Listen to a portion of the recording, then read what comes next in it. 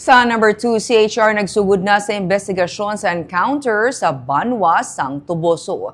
Ang team sang Commission on Human Rights Negros Island Region ang nagpadulong na sa Toboso angot sa ilang pagpangusisa sa natabo nga encounter sadtong Abril 19 nga ginkamatay sang 19 ka ginaalegar katapos ng NPA. Sunod kay Vincent Paras ng CHR NIR, yadto na ang ilang nga team sa Toboso. May pending man sila nga request sa PNP angot sa importante nga mga datos. Naga-coordinate naman sila kay Mayor Richard Hauhoko sang Toboso kag punong barangay Romeo Sultan sang Salamanca para sa ilang ginahinyo nga assistance sa ilang pagpadulong sa encounter site.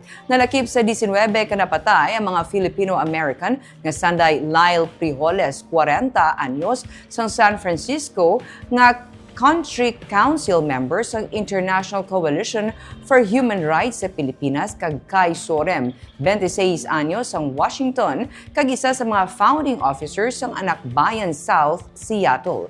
Ang UP student leader nga si Alyssa Alano, UP Open University student nga si Maureen Santuyo, kag community journalist nga si RJ Nicole Ledesma, duha ka mga menor de edad, ang kabahin man sa mga nagtaliwan. Upura ginasili mga high-ranking NPA members sa norte sang probinsya.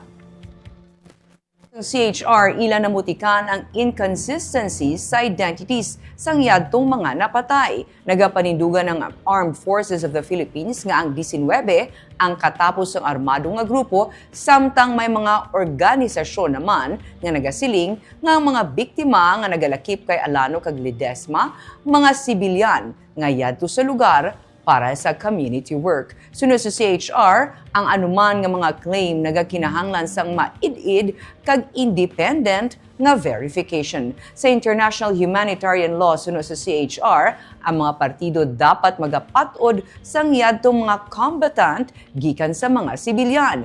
Ang indiscriminate nga mga pagpang-atake ang ginadumilian kag ang mga sibilyan ang ginapangapinan magluwas na lamang kung sila mismo ang magapakigbahin sa hostilities o kun gamo. Sa pihak nga bahin sunod sa National Task Force to End Local Communist Armed Conflict, ang sitwasyon nga natabo sa Toboso ang nagakinahanglan sa vigilance sa mga pamilya, komunidad, school administration kag mga organization sa Pilipinas kag sa luwas. Agud tumasiguro nga ang mga individual, labi na mga pamatanon, ang mapangapinan kag hindi mabutang sa delikado.